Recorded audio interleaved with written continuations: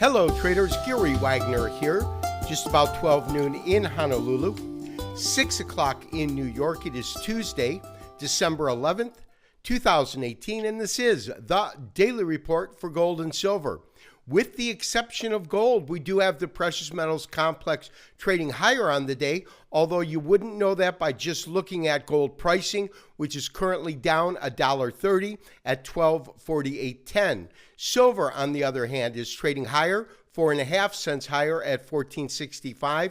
Platinum is showing a net gain of $4.30 on the day, and palladium, once again, is taking the cake, trading up $15.20, currently at $11.7390. Now, that is all within some pretty strong headwinds of a stronger U.S. dollar, once again reacting to the lower British pound, sterling, as well as the euro dollar. Dollar index up by about 0.25% today at 97.43. Mixed bag when we look at U.S. equities markets. We have the NASDAQ Composite, which closed up today, 7031. However, the Dow Jones Industrial Average closed down by 53 points, as well as the Standard & Poor's, which gave up fractional amounts at 2636.78. Traders, we do have gold lower, but right now it is only lower by $1. Noteworthy is the low of the day. The low came in at 45.80, which is just a tick or so below what we're looking at as a critical support level at 1246.40. That, of course, is the 50% retracement. In terms of our key levels for resistance, the first level has to be defined by the 200-day moving average. Currently, we're about $10 away from that. 1259.60 is the 200-day moving average, but I really do consider that to be a minor level of resistance, with major resistance at 1275. If in fact we see the market break above the 200-day moving average, I think that would run some stops and also push the market higher between 1275 and say 1260 is where I would look for it to go. However, if we see any kind of sustained sell-off in the market, which takes pricing below 1246, 1245, we could see the market drift back lower at the 50-day moving average, which currently resides at $1,223.80. For right now, we will maintain our current long position. We do have stops, I believe, at 1235. I am looking to move them up, but I would like to see if this market has the ability to bounce to the upside before I actually go ahead and raise stops.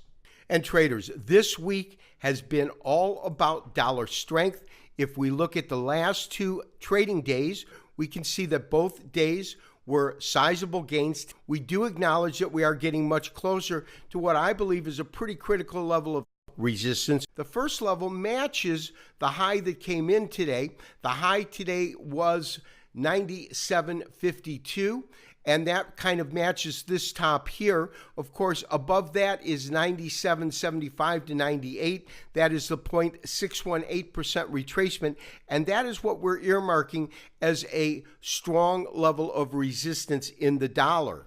And traders, even with dollar strength over the last couple of days, that really hasn't affected palladium, especially not today, with palladium closing up almost $14 higher, $13.80 to be exact. Current pricing is $11.7250 compared to gold, which is trading roughly at $12.50. We can see that we do have a narrowing of the range between an ounce of palladium and an ounce of gold as they come closer and closer to parity. We do have some resistance in palladium, an all-time record high that was achieved last week when palladium prices touched $11.99, just shy of $1,200 an ounce, new all-time high price for palladium. We've had higher highs over the last 3 days, but the market has made decent ground, but it still is just shy by about, almost $30 from that record high. I do expect palladium to work with the other precious metals, and if we can see gold kind of get out of the rut that it's been in, I would expect to see higher pricing in gold.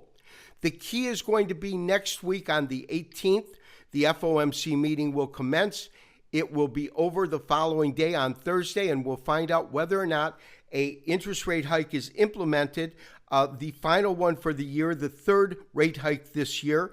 I do expect that to actually get announced. However, I also expect some of the tone and timbre of the Fed to be much more dovish when they speak about next year's rate hike, and I would expect to hear something about how with this rate hike, in other words, if they implement it, with this rate hike, we are either at or extremely close to quantitative normalization and normal interest rates. I don't think they're going to continue at the pace that they had this year, next year. This has been Gary Wagner, wishing you, as always, good trading. We will talk to you tomorrow for another daily update and review. Bye-bye.